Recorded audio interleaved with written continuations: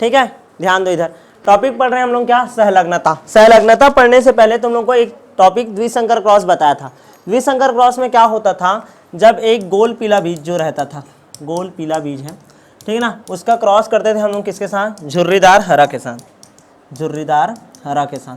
ठीक है, कैसे लिखते थे, capital R capital R capital Y, small R small R small Y, इसका कैपिटल आर और कैपिटल वाई, इसका स्मॉल आर और स्मॉल वाई, ये आया, दोनों का क्रॉस हुआ, capital R small R capital Y small Y, ये ऐसा होता था। फिर इसका कितना F2 स्वपरागण होगा, F1 पीढ़ी है, इसका क्या होता था, स्वपरागण होता था। स्वपरागण होने के बाद कितने प्रकार का बनता था, 4 प्रकार का। कितने प्रकार का, 4 प्रकार का बनता था, याद है कि नहीं, 4 प्रकार का बनता था। उसमें गोल पीला, उसके बाद एक रहता था क्या, झुर्रीदार हरा, झुर्रीदार हरा ये रहता था। उसके अलावा क्या रहता था, गोल हरा, गोल हरा, और एक रहता था क्या, झुर्रीदार पीला। याद आया सब, झुर्रीदार पीला। तो इस हिसाब से क्या बनता था, 9:3:3:1 यही रहता था। और ये ऐसा स्थिति कब आता है बोला हूँ मैं, जब ये तुम्हारा केंद्रक है, केंद्रक के अंदर ये ऐसा है क्या, गुणसूत्र है, क्या है, गुणसूत्र। अब यहाँ पास ये है एक और ये एक, ठीक है ना, ये एक लोकस है जिसमें गोल और उसका विपरीत क्या होता है, झुर्रीदार, और ये क्या है तुम्हारा पीला रंग, और एक था क्या, हरा रंग।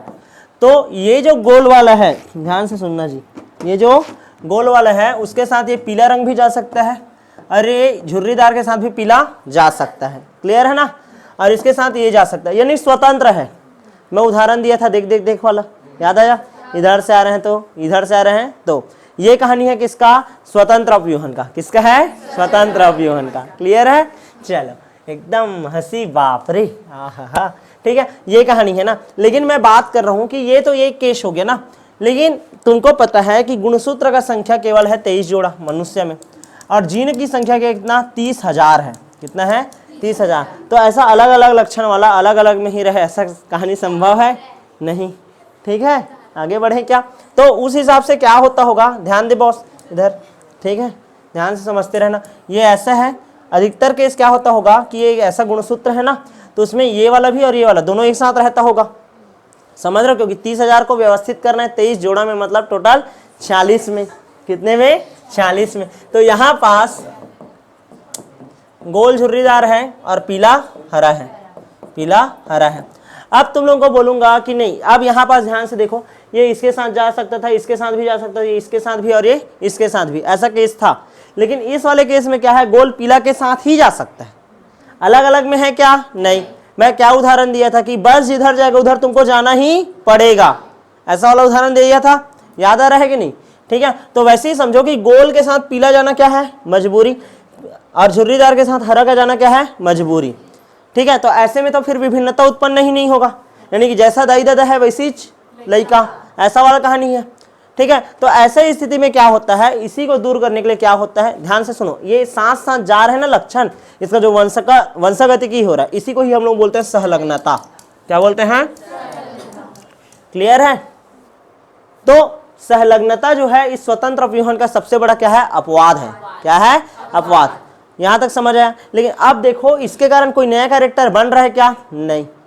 जैसे गोल पीला था, दाई दादा जी, गोल पीला और क्या, झुर्रीदार हरा, तो इसका जो लड़का आता, ठीक है ना, ठीक है, संतति जो आता वो भी क्या होता, गोल पीला और झुर्रीदार हरा ही ना, दो ही प्रकार। तो ऐसे में विकास हो पाएगा क्या, नहीं। तो प्रकृति ने क्या किया, ठीक है ना, सहलग्नता को कम करने के लिए, किसको कम करने के लिए, सहलग्नता को कम करने के लिए किसका निर्माण किया है, क्रॉसिंग ओवर। किसका, क्रॉसिंग ओवर। अब क्रॉसिंग ओवर में क्या होता था, याद करो, क्रॉसिंग ओवर में क्या कहानी बोला था कि ये जो तुम लोग ऐसा देख रहे हो ना, ध्यान दो, कैपिटल आर और क्या था इसका स्मॉल आर, और ये कैपिटल वाई और ये स्मॉल वाई, ऐसा है, ठीक है ना। तो असल में क्या होता है, जब क्रॉसिंग ओवर होने वाला, ये जो तुम स्थिति देख रहे हो वो कौन सा फेज है, G1। कौन सा फेज का है, G1। जब ये एस फेज को पार करेगा और कौन सा फेज में आएगा, G2, तो ये सब डबल हो जा रहा होगा, यानी कि ये 2 ठोक बन गया, ये वाला, और ये वाला कितना ठोक बन गया, 2 ठोक। यानी कि देखो कैपिटल आर ये इसका डबल रही, और कैपिटल वाई इसका डबल क्या हो जाएगा, स्मॉल आर और ये स्मॉल वाई और स्मॉल वाई, क्लियर है। क्रॉसिंग ओवर होगा ये इधर और ये इधर, किएज्मा का निर्माण होगा, किएज्मा का निर्माण होगा। देखो G2 अवस्था में ऐसा है ना, क्रॉसिंग ओवर हो गया, क्रॉसिंग ओवर हो गया, तो ये जो साथ साथ रहने का प्रकृति था वो क्या हो गया, खत्म। क्या हुआ होगा क्रॉसिंग ओवर होने के बाद, ध्यान से समझो, ये ऐसा 4 ठोक है ना, तो देखो कैपिटल आर और कैपिटल वाई तो रहा ही होगा, ये वाला ना, ये कैपिटल आर के साथ इधर का स्मॉल वाई और इधर क्या आ गया होगा कैपिटल वाई, तो ये कैपिटल आर और इधर का स्मॉल वाई इधर आ गया और इधर स्मॉल आर, यहाँ पास क्या आ गया कैपिटल वाई और ये क्या हो गया स्मॉल वाई। समझ आएगा नहीं? तो देखो कितना प्रकार का संतति, 1 2 3 और ये 4 प्रकार का संतति आ गया। स्वतंत्र व्यूहन से नहीं आया है, ये किससे आया है, ये क्रॉसिंग ओवर से। किससे आया है, क्रॉसिंग ओवर से। समझ आ रहा है कि नहीं, क्लियर है? तो सहलग्नता को कम करने का काम कौन करता है, क्रॉसिंग ओवर। कौन करता है, क्रॉसिंग ओवर। यहां तक समझ आ गया था कि नहीं, यहां तक बता डाला था मैं, ठीक है? तो अच्छा अब ध्यान से देखो, इन दोनों जीनों के बीच का दूरी क्या है, ज्यादा है। इन दोनों के बीच का दूरी क्या है, ज्यादा है। ज्यादा है तभी ये इधर का इधर आया होगा, इधर का इधर। मान लो इसके बीच में जो गैप रहता है, दोनों जीनों के बीच में गैप इतना कम रहता, तो इधर वाला यहाँ पास ऐसे मुड़ भी पाता क्या, नहीं। इधर का ना इधर आ पाता, ना इधर का इधर। मतलब सहलग्नता दो जीनों के बीच की दूरी के ऊपर निर्भर करता है। और ये जो बीच का दूरी है ना, इसी को बोलते हैं सेंटीमॉर्गन। क्या बोलते हैं, और इसको टी.एच. मॉर्गन का शिष्य था स्टुअर्ट, उसने बताया था मैं आप लोगों को, याद आया? ठीक है, अब आगे बढ़ते हैं। यहां तक का सहलग्नता का टॉपिक क्या हो गया सबका क्लियर। सहलग्नता मतलब क्या समझ रहा हो, लक्षणों का साथ साथ वंशागति होना। और लक्षणों का साथ साथ वंशागति होना नहीं चाहिए भाई, नहीं तो विभिन्नता आ पाएगा क्या, नहीं। तो सहलग्नता को क्या करना है, कम करना है क्रॉसिंग ओवर द्वारा। किसके द्वारा होता है, क्रॉसिंग ओवर। अब इसको मस्त समझाया गया ड्रोसोफिला के उदाहरण द्वारा। मैं बताया था तुम लोगों को, ड्रोसोफिला को लिया गया था एक्सपेरिमेंटल जेनेटिक्स का पितामह बोलते हैं किसको, टी.एच. मॉर्गन को। क्लियर है ना, क्या किया था, कैसे किया था, उसको बताने से पहले सहलग्नता के बारे में थोड़ा सा बहुत आप डिटेल पढ़ते हैं, ठीक है? देखो क्या बोल रहा है सहलग्नता, जीनों के साथ साथ रहने तथा युग्मक जनन के क्रम में साथ साथ वंशानुगत होने की क्रिया। ठीक है ना, साथ साथ क्या होने की प्रक्रिया, वंशानुगत। जैसे कि ये है, ये गुणसूत्र है, तो कैपिटल ए है तो यहाँ पास स्मॉल ए, ये कैपिटल बी है तो स्मॉल बी। एक ही ठोक में है एक गुणसूत्र, ऐसा अलग अलग रहता ना ये चारों। समझ रहे हो कि नहीं जी? नहीं, देखो कैपिटल ए स्मॉल है और ये कैपिटल बी और स्मॉल बी, तो ये इसके साथ भी जा सकता था, इसके साथ भी जा सकता था, ये इसके साथ भी जा सकता था, इसके साथ भी जा सकता था। 4 प्रकार का बनता। लेकिन यहाँ पास मजबूरी हो गया, एक ठोक गुणसूत्र में दोनों ये है, तो अलग अलग हो सकते हैं क्या, नहीं। तो साथ साथ जाने की जो प्रकृति है युग्मक जनन के समय, इसी को ही हम लोग क्या बोलते हैं, सहलग्नता। और एक गुणसूत्र में उपस्थित जितना भी जीन का समूह है उसको हम लोग बोलते हैं सहलग्न समूह। क्या बोलेंगे, यहां तक समझ आया? अच्छा, सहलग्नता दर्शाने वाले लक्षण एक ही गुणसूत्र पर स्थित होते हैं, पहला पॉइंट हो गया। अच्छा, दूसरा पॉइंट देखो, एक गुणसूत्र पर उपस्थित समस्त जीन सहलग्न समूह बनाता है। यानी कि यहाँ पास 1 ठोक 2 ठोक, ऐसा तीसरा भी हो सकता है, चौथा भी हो सकता है। समझ रहे हो ना, अलग अलग जीन, अलग अलग कैरेक्टर का। तो इन सभी को एक साथ हम लोग क्या बोलते हैं, सहलग्न समूह। क्या बोलते हैं, ये जितना सारा जो रहेगा ना लाइन से, 1 ठोक में 30,000 है ना भाई, 23 जोड़ा में 30,000 को रखना है। समझ रहे होगे नहीं? तो उसके आधार पर देखेंगे तो इसको क्या बोलेंगे, सहलग्न समूह। याद रखना, किसी जीव में सहलग्न समूह की संख्या उस जीव में पाए जाने वाले गुणसूत्र युग्मों या अगुणित गुणसूत्र की संख्या के बराबर होता है। जैसे मनुष्य में 23 जोड़ा पाया जा रहा है ना, तो सहलग्न समूह भी कितना होगा, 23। कितना होगा, 23 जोड़ा। क्लियर है ना, यहाँ तक समझ आए? जैसे मनुष्य है, मनुष्य में गुणसूत्र का टोटल संख्या कितना है जी, 40 है, तो सहलग्न समूह कितना होगा उसका, 23 होगा ना। जोड़ा में बोल रहा हूँ मैं, किसमें, जोड़ा में। क्लियर है? 14 है तो कितना होगा, 7। ड्रोसोफिला में 8 होता है तो कितना होगा, 4। समझ रहे हो कि नहीं? अच्छा, सहलग्नता स्वतंत्र व्यूहन नियम का सबसे बड़ा क्या है, अपवाद। यही बताया था मैं अभी, ठीक है? अच्छा, स्वतंत्र व्यूहन दर्शाने वाले लक्षण का जीन अलग अलग जोड़ी गुणसूत्र पर होता है, बताया था अभी। ये ऐसा था, ये ऐसा था गोल, और यहाँ पास क्या होगा, झुर्रीदार। ये पीला और हरा अलग अलग में है, सब के सब। 21 ठोक में ये चारों लक्षण है क्या, 21 ठोक में ये नहीं है ना, ठीक है? तो टोटल यहाँ पास 4 इन्वॉल्वमेंट है, और यहाँ पास कितना गुणसूत्र का, 2 का। समझ आया? तो इस चीज को बोल रहा है। उसके बाद देखो, सहलग्नता रेखीय होती है। गुणसूत्र पर जीन रेखीय क्रम में क्या होते हैं, व्यवस्थित होते हैं। रेखीय क्रम में था ये जी, एक रेखा दूसरा रेखा, ऐसे इस तरीके से रेखीय क्रम में क्या होते हैं, व्यवस्थित होते हैं। अब सहलग्नता को समझाने के लिए अलग अलग वैज्ञानिक आए और उसने अपना अपना क्या दिया था, थ्योरी दिया था। सहलग्नता क्या है समझ डाले, कैसे उत्पन्न हुआ ये भी जान डाले। सहलग्नता क्या करता है, विभिन्नता को कम करता है। सहलग्नता विभिन्नता को क्या करता है, कम करता है, और ज़्यादा से ज़्यादा लक्षण किसके जैसे देता है, पेरेंट्स जैसे। किसके जैसे, पेरेंट्स जैसे। लेकिन सहलग्नता कोई भी एंगल से ज़्यादा लाभदायक नहीं है। क्लियर है ना, इस चीज़ को याद रखना। अच्छा, सटन ने क्या परिकल्पना किया था? सटन, अलग अलग वैज्ञानिक आते जाएंगे और उसने अपना अपना क्या दिया है, परिकल्पना दिया। नाम एकदम ध्यान से सुनते रहो, जिसको बोलूँगा कि हाँ इस वाले पार्ट को कर लेना, ठीक है। और सहलग्नता में एकदम टेंशन मत लेना, परिभाषा इतना याद रख डाल लेना, इतना तक लिख लेना सहलग्नता का पूरा। उसके बाद ना सटन का यानी कि ये वाला सहलग्नता, बस सहलग्नता का प्रकार है ना, तो उसका प्रकार को डायरेक्ट डील करना। सटन परिकल्पना नहीं पूछा तो मत ही बताना। ये युग्मन और प्रतिकर्षण सिद्धांत नहीं पूछा मतलब नहीं बताना। समझ रहे हो ना, इस टॉपिक के अंतर्गत छोटा छोटा सब टॉपिक है ये सब। क्लियर है? चलो ध्यान से देखो, संलग्नता के संबंध में अलग अलग क्या क्या सिद्धांत है। सबसे पहले है सटन परिकल्पना। ये क्या बोलता है, सटन के अनुसार एक गुणसूत्र पर बहुत सारे जीन पाए जाते हैं। ये एक जोड़ी गुणसूत्र है, इसके में बहुत सारा क्या पाया जाता है, जीन पाया जाता है, और ये सभी जीन एक साथ ही जनक से किसमें जाते हैं, संतति में। क्लियर है? ये बोल दिया कि हाँ एक साथ बहुत सारे जीन पाए जाते हैं, और ये जीन जैसा का तैसा है, वैसी का वैसी किसमें जाएगा, संतति में चला जाएगा। लेकिन बोल तो दिया, प्रैक्टिकल करके बताना चाहिए ना। बताया क्या ये नहीं, इस कारण ये थ्योरी क्या हो गया, फेल। क्या हो गया, फेल। क्लियर है? यानी प्रायोगिक सत्यापन इसका इसने नहीं किया। उसके बाद देखो युग्मन एवं प्रतिकर्षण सिद्धांत। क्या? युग्मन एवं प्रतिकर्षण। युग्मन और प्रतिकर्षण सिद्धांत। युग्मन मतलब कपलिंग, युग्म बनाना, जोड़ा बनाना। प्रतिकर्षण क्या करना, एक दूसरे को दूर करना, प्रतिकर्षित करना। क्या करना, प्रतिकर्षित करना। ठीक है, किसने किसने दिया, बेटसन और पुनेट नामक वैज्ञानिक ने बताया था। ठीक है, उसने स्वीट पी, ठीक है ना, स्वीट पी मीठा मटर, जिसका नाम होता है लेथाइरस ऑगेरेटस। क्या? लेथाइरस ऑगेरेटस। इसका दो जोड़ी युग्म विकल्पी जीन स्वतंत्र विवहन जो नहीं दर्शाता है, उसमें किसके बारे में बताया, युग्मन के बारे में और प्रतिकर्षण के बारे में। वो क्या बोल रहा था, देखो गुणसूत्र पर दो प्रकार का व्यवस्था होता है। कितने प्रकार का, दो प्रकार का। एक व्यवस्था होता है सिस व्यवस्था और एक होता है क्या, ट्रांस व्यवस्था। क्या होता है, ट्रांस व्यवस्था। हाँ, इसमें भी गुणसूत्र पर जीन का पाया जाने कितने आधार पर होता है, दो प्रकार का। एक होता है सिस व्यवस्था और दूसरा होता है ट्रांस व्यवस्था। कौन बता रहा है, बेटसन और पुनेट। क्या बोल रहा है, देखो ये देखो, ये ऐसा है, कैपिटल ए है फिर स्मॉल ए है, कैपिटल बी है फिर स्मॉल बी है। ठीक है, इस चीज में ये क्या बोल रहा है, ध्यान से देखो। जब दोनों प्रभावी जीन एक ही गुणसूत्र पर हो तथा दोनों अप्रभावी जीन दूसरे गुणसूत्र पर हो।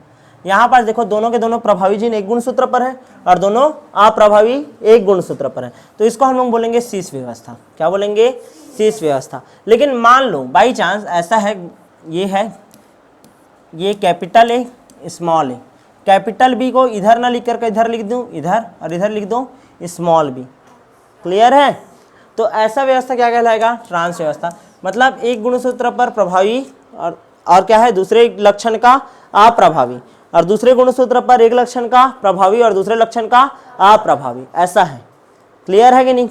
तो अलग अलग टाइप से है ना, इसमें कैपिटल स्मॉल, इसमें कैपिटल और कैपिटल एक साथ थे ना। ठीक है, तो ये हो गया क्या, कौन सा व्यवस्था, सिस, और ये क्या हो गया, ट्रांस व्यवस्था। तो दो प्रकार का व्यवस्था होता है। ट्रांस व्यवस्था क्या बोल रहा है, जब एक गुणसूत्र पर एक प्रभावी व एक अप्रभावी जीन तथा दूसरे गुणसूत्र पर भी एक प्रभावी और एक अप्रभावी जीन व्यवस्थित होते हैं, तो इस व्यवस्था क्या बोलते हैं, ट्रांस। क्लियर है ना? अब यहां पास भी ध्यान से समझना ना, टोटल कितने प्रकार का युग्मक बनेगा, दो प्रकार का। यहां पास भी कितने प्रकार का युग्मक बनेगा, दो प्रकार का। क्लियर है ना, दोनों में दो ही प्रकार का। लेकिन सोचो व्यवस्था पूरा अलग है ना, एक में प्रभावी एक ठुक में और अप्रभावी एक में, एक में प्रभावी और अप्रभावी, ऐसा है। क्लियर है?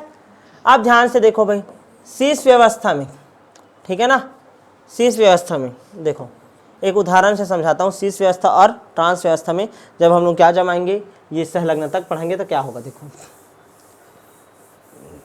कंझटा जाओगे तुम लोग। वैसे इसको पढ़ाना तो मेरे को नहीं चाहिए, लेकिन चलो पढ़ा देता हूँ।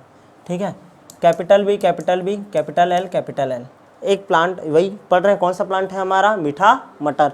मीठा मटर का ये दो प्रकार का व्यवस्था वाला क्या है तुम्हारा, पौधा है, एक सिस व्यवस्था वाला और एक ट्रांस व्यवस्था वाला। मैं क्या बोल रहा हूँ, सिस व्यवस्था में देखो ब्लू फ्लावर है, फ्लावर कैसे है, ब्लू, और उसका जो पोलन है, परागकण, वो कैसा है, लॉन्ग है, लॉन्ग पोलन। ठीक है, और वैसे ही सेम टू सेम क्या है, स्मॉल बी स्मॉल एल, मतलब long long flower, sorry blue flower है तो क्या हो जाएगा रेड फ्लावर। और कैसा पॉलन है, राउंड है, राउंड पॉलन है। यहाँ पास कैसा आएगा, कैपिटल बी कैपिटल एल, इसका युग्मक जी, इसका स्मॉल बी और स्मॉल एल। क्लियर है। जब इसका F1 पीढ़िया का capital B small B capital L small L, कैसा बनेगा, blue and long, blue flower and long pollen, यही बनेगा। अब इसका क्या होगा, स्वपरागण, क्या होगा, स्वपरागण। स्वपरागण कराना चाहिए, लेकिन मैं स्वपरागण ना करा करके क्या करा रहा हूँ, अभी मान लो टेस्ट क्रॉस करवा रहा हूँ। क्या करा रहा हूँ, टेस्ट क्रॉस, यानी टेस्ट क्रॉस मतलब स्मॉल बी स्मॉल एल, ऐसा टाइप का बनेगा। इसका कितना प्रकार का युग्मक बनेगा, 4। कितना प्रकार का युग्मक बनेगा, 4।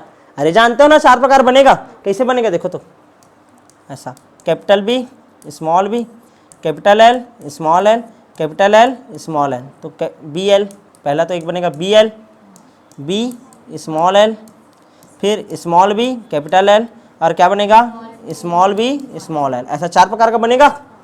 इसका कितना बनेगा युग्मक, 2, केवल 2 बनेगा ना, स्मॉल बी और स्मॉल एल। अब इसका गुना इसके साथ, समझ रहे हो, इसके साथ रे, इसका फिर इसके साथ और इसके साथ, टोटल कितने प्रकार का संतति आएगा, 4 प्रकार का। कितने प्रकार का, बनाएं क्या, एक बार इसको ट्राई करें। देखो मैं ट्राई नहीं कर रहा हूँ, सीधा बता रहा हूँ, ये देखो बन गया है। ठीक है, जैसे मैं बता रहा हूँ समझ रहे हो ना, जो बताया वो किसको नहीं आया है, क्लियर, अभी भी बताओ तो किसको नहीं आया, कैसे कैसे किए भैया करके, सबको आगे है पक्का ना, वैभव आगे है ना, मैं बनाने क्यों दूंगा इसके बाद, क्योंकि ठीक है। चलो तो ध्यान से देखो, इस स्थिति में ध्यान से समझना ना, इस स्थिति में देखो कितना प्रकार का बना था जी, हम लोग कैसे निकाले थे, देखो capital B capital L into small B small L और स्मॉल एल, इसका कितना प्रकार का बना था, 4। कैसे करके निकाले थे, इधर बना दूँ क्या एक बार, ऐसा capital B capital L capital L और स्मॉल एल, तो कैसे बनेगा, बी और small L, B capital L B और स्मॉल एल, 4 प्रकार का बना है। बना देता हूँ चारों प्रकार ना, B L B small L small B capital L small B capital L, अरे स्मॉल एल है, क्या है, स्मॉल एल है। क्लियर है। टोटल कितना प्रकार का संतति, 4 प्रकार का। कितना प्रकार का संतति हो गया, 4। अब इसका कितना प्रकार से बनेगा, 1, स्मॉल बी और स्मॉल एल, स्मॉल बी और स्मॉल एल। क्लियर है। अब इसका गुना एक बार इसके साथ और इसके साथ, तो यदि इसका क्रॉस इसके साथ हुआ, capital B capital L small L, हो गया एक ठो, समझ आ रहा है ना। फिर इसके साथ करेगा capital B small L small L, यहाँ पास बताओ कि ऐसे आएगा, small B capital L small L, यहाँ पास स्मॉल बी स्मॉल एल। तो उस हिसाब से ध्यान दो, अभी क्या हो जाएगा, ब्लू एंड लॉन्ग पोलेन, ऐसा होगा।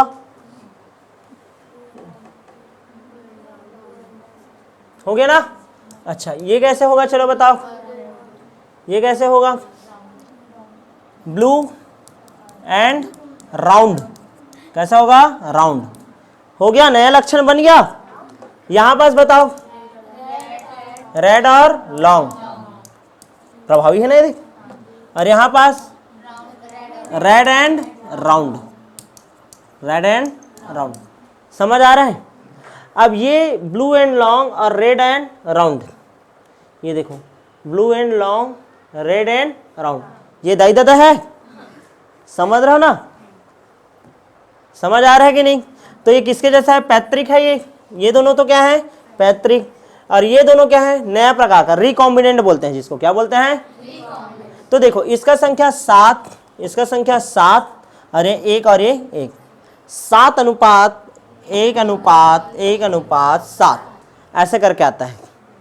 क्लियर है, यहां तक समझ आ रहा है कि नहीं। तो टोटल देखो कितना, 7 7 14 15 और 16 संतति में कितना संतति है, 16 संतति में 7 दूनी 14, ठीक है। 14 संतति का परसेंटेज अलग आएगा, और 2 संतति ये है पैतृक वाला, ये दे सॉरी पैतृक बोलता हूँ, रिकॉम्बिनेंट वाला, 2 बटे क्या 16 गुणित 100। ये संतति थोड़ा सा अलग आएगा, समझ आ रहा है ना। परसेंटेज निकालो चलो तो, ठीक है चलो परसेंटेज निकालो। हाँ 16 पंचे 80, 16 छक्का 96, 96 बचा कितना 4, 4 ना, ठीक है 4 बचा है रे 4। अब 4 बचा, 0 लगाऊंगा, 16 दूनी 32, ठीक है ना 6.2। तो देखो 14 गुणित 6 करो अब, हाँ 14 छक्का करो, हाँ कितना परसेंटेज आ रहा है लगभग, हाँ इधर था 14 छक्का नहीं पता है, हाँ 14 छक्का 96, 86 ना, अराउंड कितना परसेंटेज बन रहा है ये 86, 86 से ज्यादा ही आएगा ना, दशमलव है तो रे, समझ रहे हो कि नहीं। तो अराउंड 87%, कितना 87% के आसपास, और उसमें से फिर घटा दो 100 में से 87, तो 13% के आसपास क्या आएगा तुम्हारा ये। यहां तक समझ आ रहा है कि नहीं, कितना 84, 14 बटे 16 गुणित 100 कर, कितना परसेंटेज आ रहा है 14 भागित 16 कर गुणित 100 कर,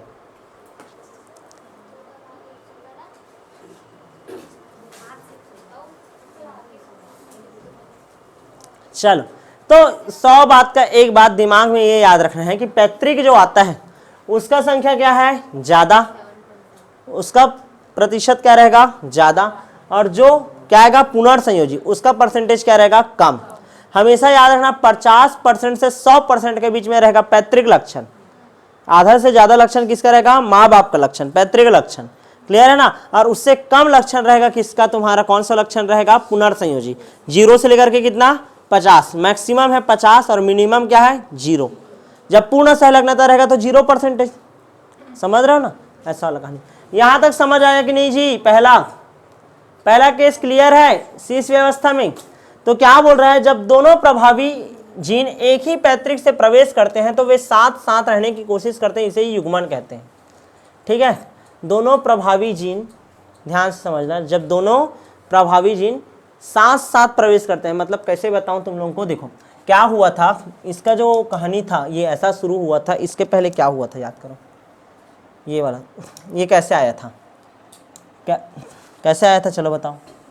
capital B capital B capital L, याद है, और फिर small B small B small L, फिर इसका बना था कैपिटल बी कैपिटल एल, और इसका स्मॉल बी स्मॉल एल, दोनों का क्रॉस हुआ तब जाकर के आया था ये। फिर इसका क्या हुआ है, तुम लोग ये F1 पीढ़ी है, इसका क्या करवाया फिर टेस्ट क्रॉस, क्या करवाए थे। तो यहाँ पास देखो कैपिटल बी कैपिटल एल है, ये ऐसा स्थिति बोल रहा है, देखो दोनों प्रभावी कैपिटल बी और कैपिटल एल एक ही से आया है, और ये स्मॉल बी और स्मॉल एल एक ही से आया है। तो दोनों ये साथ साथ रहने का कोशिश किया, तभी जाकर के ब्लू एंड लॉन्ग ज़्यादा बन रहा है और ये रेड एंड राउंड ज़्यादा बन रहा है। समझ आया, ये क्या वर्ड बोला, जब दो प्रभावी जीन एक ही पैतृक से प्रवेश किया, दोनों प्रभावी जीन है, समझ रहे हो। जब युग्मक बना होगा तो ये पूरा अलग हुआ है, यानी एक से आया है ना ये नर, और ये क्या है मान लो मादा, ठीक है ना। तो ये मान लो किसका है नर, और ये किसका है मादा, समझ रहे हो कि नहीं। तो यदि दोनों के दोनों प्रभावी एक साथ आए तो वो दोनों के दोनों क्या रहेंगे, एक साथ ही रहने का क्या करेंगे, कोशिश करेंगे। वर्ड को समझा रहा हूं मैं, क्या लिखा है वो समझ आया। ये किसके अकॉर्डिंग पढ़े पूरा, 7:1:1:7 शीश, कौन सा वाला है शीश वाला। लेकिन अब कहानी अलग है, अब कहानी क्या है थोड़ा सा अलग। कैसे अलग है चलो बताऊं।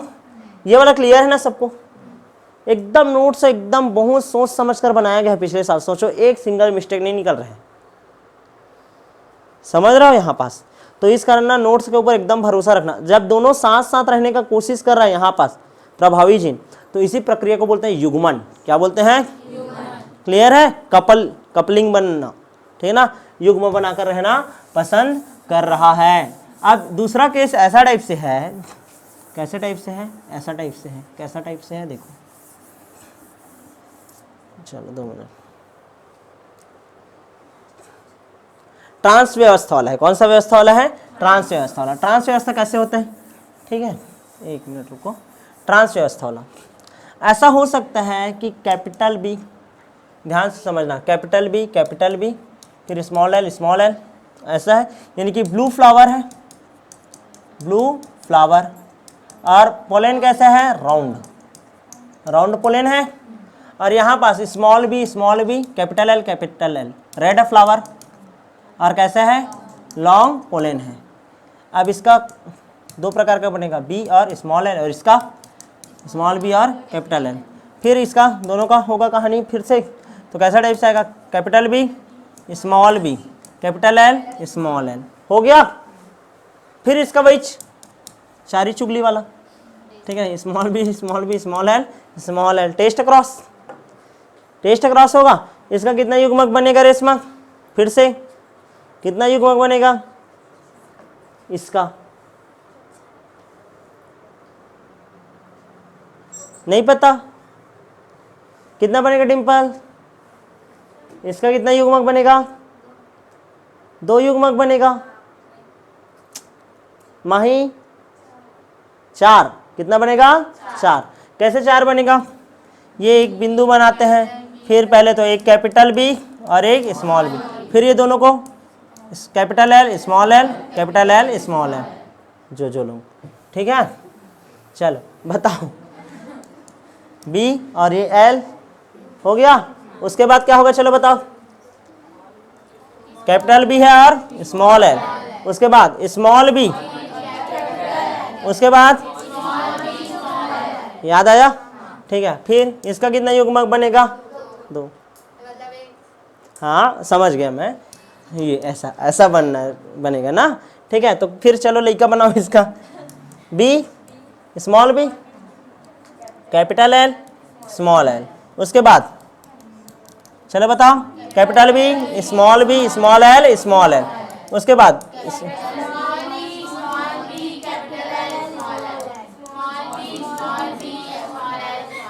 हो गया। अब उस हिसाब से यहां पास अब ध्यान दो ना, ये वाला देखो, ये है ब्लू एंड राउंड,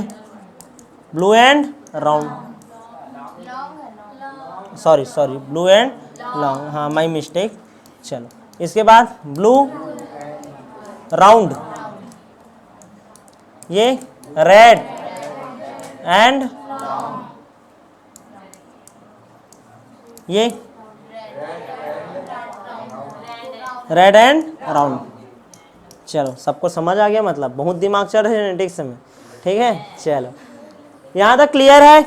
अब उस हिसाब से ध्यान से देखो, रेड एंड राउंड है, सॉरी रेड एंड लॉन्ग है, सॉरी रेड एंड लॉन्ग है, और रेड एंड राउंड है।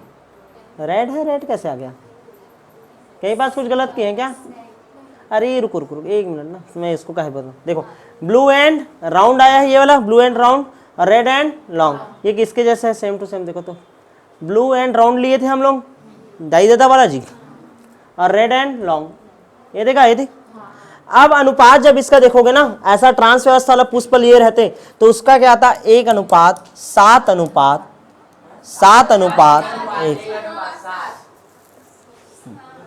वो था ना शीर्ष व्यवस्था में 7:1:1:7। लेकिन ये कौन सा है अब, ट्रांस। तो ट्रांस में क्या आ जाएगा, उल्टा, पैतृक को तो ज्यादा रखना है ना, तो उल्टा हो जाएगा 1:7:7:1।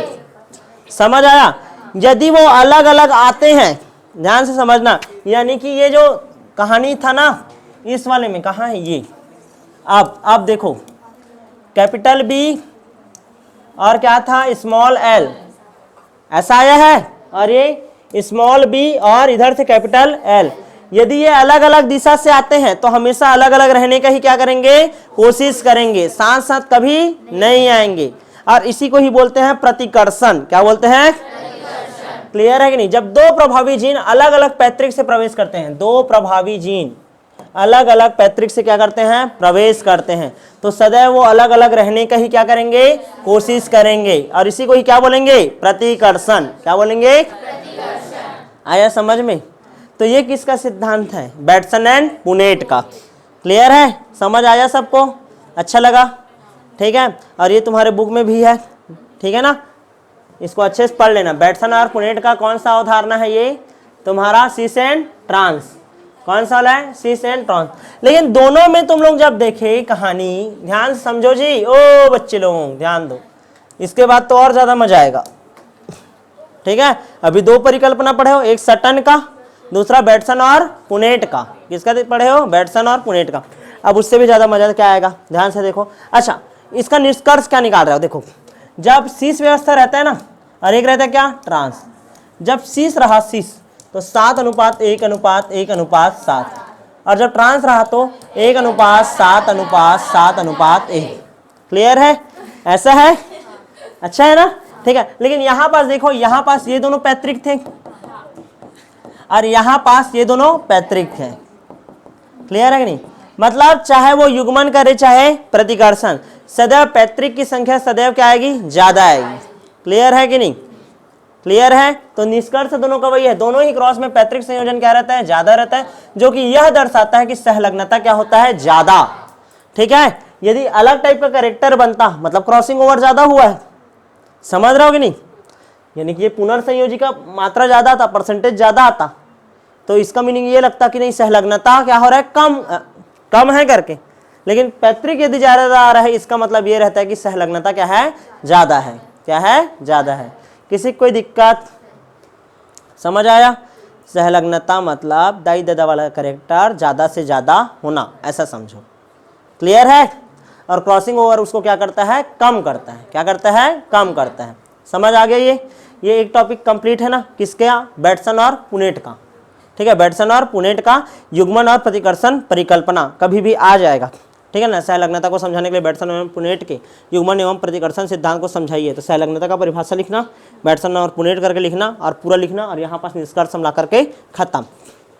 समझ आया?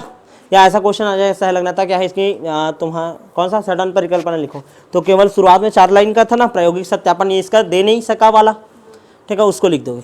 और मान लो वो भी नहीं है, अब तीसरा आता है सहलग्नता की मॉर्गन अवधारणा को समझाइए। तीसरा क्वेश्चन है सहलग्नता की मॉर्गन अवधारणा को समझाइए, मतलब मॉर्गन का सिद्धांत जो मेन है, जिसने किसके ऊपर प्रयोग किया था?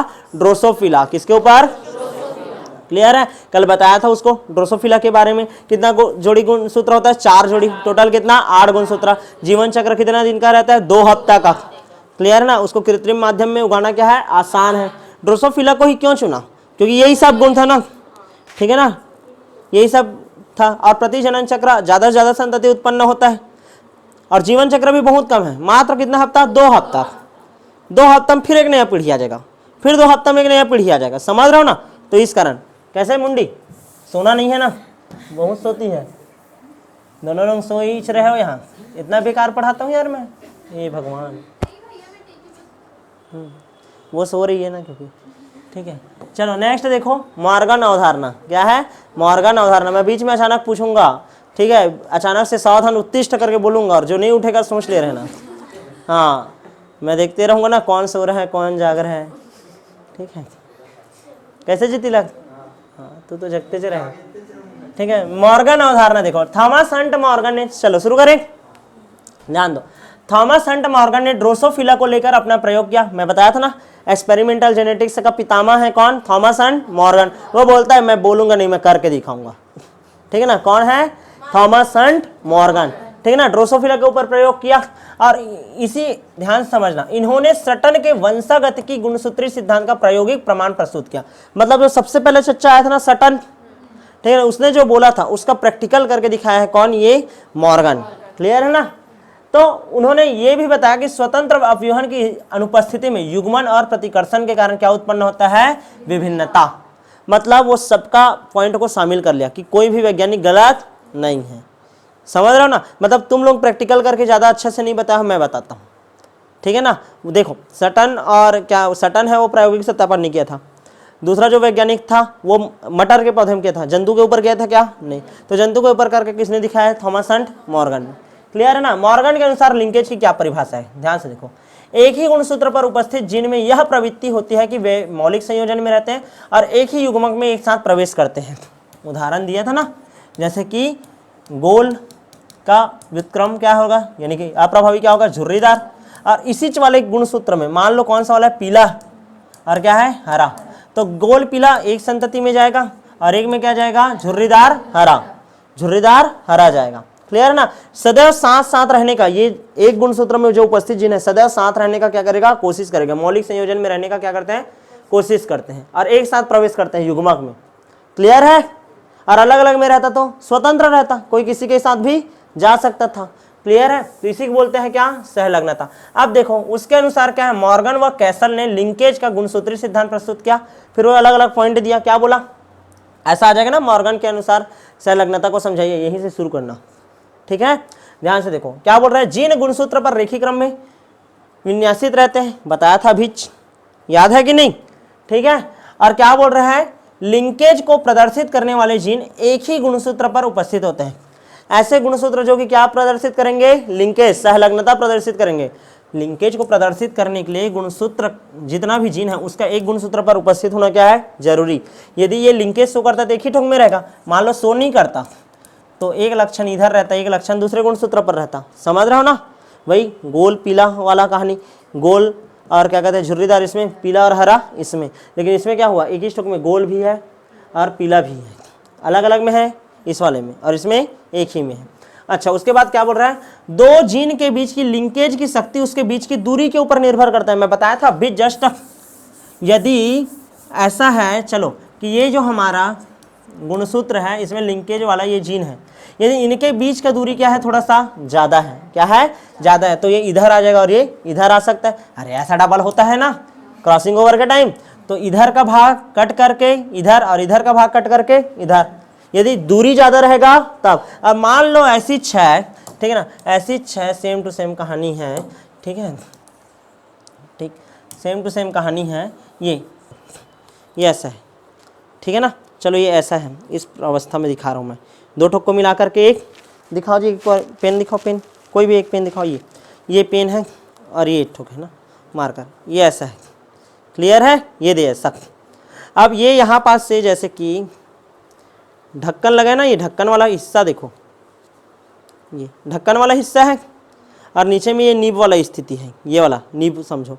ठीक है, दोनों के बीच का दूरी क्या है, ज़्यादा है, तो इधर का भाग को इधर और इधर का भाग को इधर आसानी से ऐसे कर सकता हूँ।